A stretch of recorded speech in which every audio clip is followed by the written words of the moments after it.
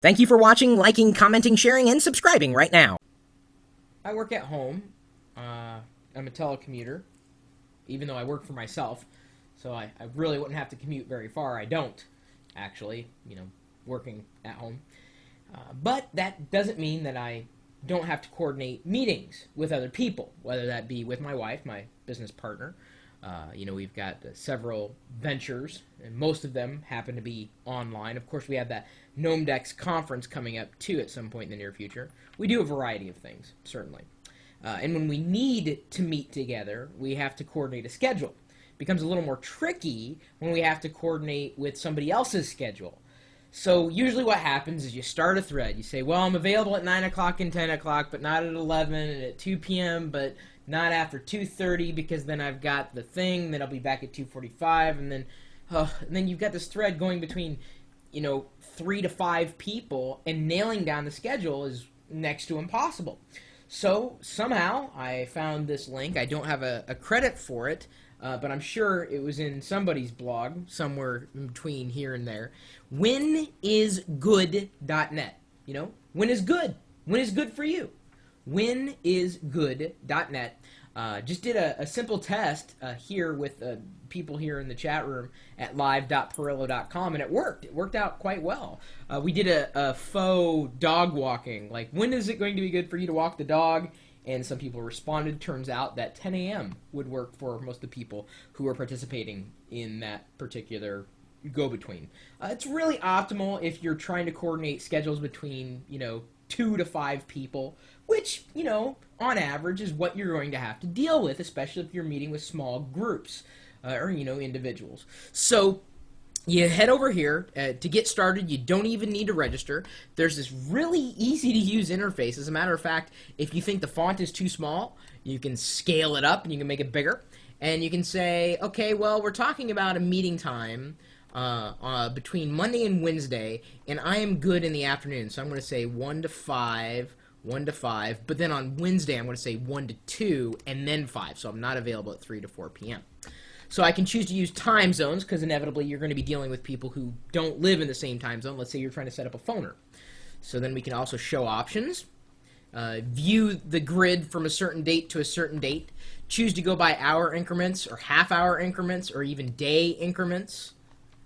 Show the hours, and then have the invitation URL, which can be customized if you'd like. Give a name to the event, and you can say phoner. Press create event, and then it'll give you this code, and then that code you would use to see the results when you sent out that link that you were sharing with everybody, because of course you'd have to send them that particular link so that they can click and they can say, here are the times I'm available. And then when you enter in this code, you'll be able to see to the respondents that all responded which time works best. It says, well, it looks like everybody says 1 o'clock, or most people say 1 o'clock, so we're gonna have to go that way. Very, very, very nice. Very, very, very convenient. And you could also sign up if you want to get an account, if you wanted to, do things on a regular basis. And I didn't even bother, because most of the time I would need to use this. It would be kind of an impromptu thing. I've got to keep this in mind. It's one of the reasons why I wanted to share this resource with you. Number one, because I know a lot of you guys have to coordinate schedules, personally or professionally.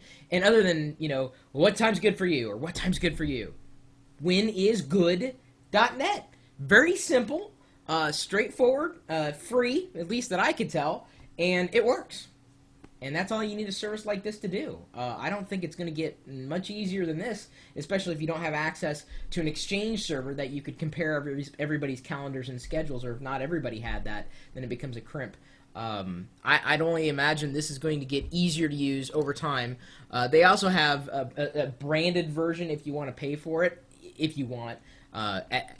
For these one-offs, you're fine just using the interface without even signing up for an account, but it's a good service.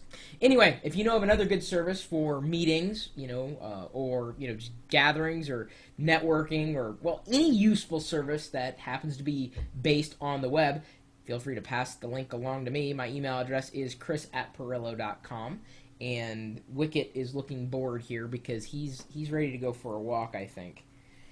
Ready to go for a walk, little boy? Yeah, well, you're going to have to wait, because Daddy's got to record videos. And yes, I refer to myself as Daddy in the third person. Got a problem with that? Didn't think so. You're also welcome to stop by the chat room. We're open pretty much all the time. They'll be hanging out with me throughout the day, listening to my various adventures and misadventures. When I try things, I'll let them know about them, usually before I tell anybody else, especially if I want to test something. They're kind of guinea pigs. Are you a guinea pig too? Are you a guinea dog? Well, dude, it was just... You should have seen the look he gave me. He was just glaring. Sorry, bud. Sorry. Anyway, see, he doesn't actually have a body. It's just his head. Sorry, yes, I'm a little obsessed with my dog. 1, 2, 3, 4, 5. You're welcome to join us in the chat room. We're open 24 hours a day, 7 days a week at live.pirillo.com. We'll see you later.